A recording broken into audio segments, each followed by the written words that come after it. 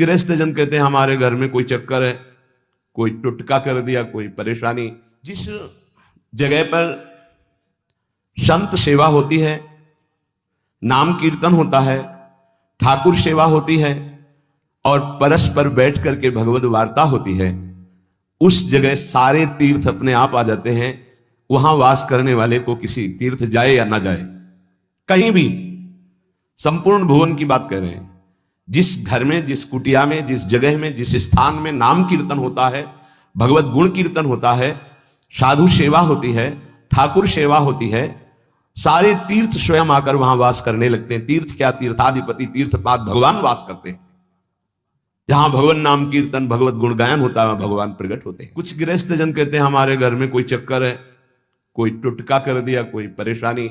हम कह रहे हैं नाम कीर्तन कीजिए, ठाकुर सेवा घर में विराजमान कीजिए, 30 मिनट बैठ करके भगवत चर्चा कीजिए। हिंदी आती है, संस्कृत आती, जो जैसे भी आप, भागवत है, गीता जी है, रामायण जी है, भगवत चर्चा गुणगान कर रहे हैं प्रभु कुछ। उस घर में कोई अमंगल, कोई भूत प्रेत, कोई चक्कर, ऊपरी नीचरी, कोई बाधा, ग्रह नक्षत्र, कुछ नहीं।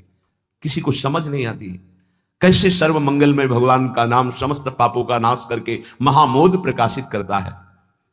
अरे जहां एक भक्त बैठ करके नाम जब कीर्तन करता है और जहां पूरा परिवार बैठकर नाम कीर्तन कर, उसका कितना प्रभाव होगा। एक भक्त करे तो उसके प्रभाव का वर्णन होता है। पूरा परिवार नाम कीर्तन कर रहा है, पूरा परिवार ठाकुर सेवा में बैठ करके 5 मिनट ही सही, आरती पूजा प्रणाम नमस्कार, पूरा परिवार 30 मिनट बैठकर भगवत चर्चा सुन रहा है, कोई एक भगवत चर्चा कर रहा है, वो तीर्थ है घर। फिर ये तो परम धाम है, जहां तो महामोद मंगलमय है, जहां तो अखंड नाम कीर्तन भगवत चर्चा सब चलती रहती। आपको सावधान रहना, जो एक बार आदेश हो जाए उसका उल्लंघन ठीक नहीं है, और उसको तत्काल लागू किया जाए। अगर नहीं किया जाता तो उसे प्रमाद स्थिति कहते हैं, और फिर बुद्धि भ्रष्ट हो जाती है। कोई भी, चाहे वो साध्वी हो या उपासक हो, साधु हो, आज्ञा का उल्लंघन करने का स्वभाव ना डाले, नहीं तो प्रमाद स्थिति घसीट ले जाएगी।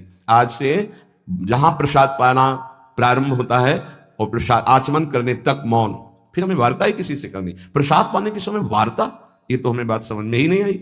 उस समय कौन सी संगोष्ठी होती है, उस समय कौन सा प्रसंग होता है प्रिया प्रीतम के लीला चरित्र का, उस समय तो हम प्रसाद का, तो हमारे हृदय के नेत्र खुलेंगे, तभी तो हमारी भजन में रुचि बढ़ेगी। जब हमारा प्रसाद पाते समय भजन होगा, बहुत ध्यान देने की बात है ये। अगर प्रसाद पाते समय प्रपंच, तो 24 घंटे प्रपंच चिंतन चलेगा। अगर प्रसाद पाते समय राग द्वेष की चर्चा, काम क्रोध की वार्ता, तो हृदय मलिन हो जाएगा। हम प्रसाद पाते हैं पवित्रता के लिए, प्राण पोषण के लिए, तो प्राण पोषण और पवित्रता दोनों होगी भगवत चिंतन से। केवल प्राण पोषण हुआ, बुद्धि अपवित्र हो गई तो फायदा क्या। जो नाम जप करता है उसको कभी ये चिंता नहीं करनी कि अब हमारे जो पूर्व पाप हैं वो कैसे नष्ट होंगे। जैसे पर्वत को चूर चूर करने के लिए देवराज इंद्र जब वज्र का प्रहार करते हैं तो वो धूल हो जाता है, ऐसे पहाड़ जैसे भी पाप हों और नाम जप कर रहे तो नाम जप क्या करता है, वज्र के समान उस पहाड़ जैसे पाप पर टूट पड़ता है और उसे धूल धूसरित कर देता है। वज्रम पाप मही भृताम। हमें नाम पर ध्यान देना है।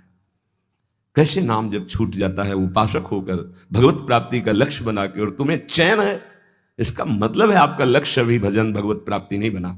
ये परम शांति परमानंद का द्वार खुल गया यदि जिह्वा पे कृष्ण कृष्ण कृष्ण राधा राधा राधा राम कृष्ण हरि, जो नाम गुरुदेव ने दिया, अगर वो नाम चल रहा है तो अब चिंता भी नहीं करनी कि हमारा परम पद मिलेगा, कल्याण होगा कि नहीं। नहीं, द्वार में प्रवेश कर गए। जिह्वा पे नाम मतलब द्वार में प्रवेश कर गए। गोस्वामी जी कह रहे तुम चिंता मत करो। हमको वो बात समझनी है जो बड़े बड़े महापुरुष कह रहे हैं। ऐसे लोगों की बात देखो, बाबा ने पहला शब्द उत्तर में, ऐसे कहने वालों की बिल्कुल बात मत सुनो। निरंतर भजन करना है, मन लगे ना लगे तुम्हें इसकी परवाह नहीं करनी। जो तुम्हारी जिह्वा से नाम निकल रहा है वो फल दे के रहेगा, ये बैठा लो हृदय में। केवल जिह्वा से तुम भजन करना प्रारंभ करो, फिर देखना मन लगने की बात जाने दो, मन नाममय हो जाएगा, अपने आप नाममय हो जाएगा।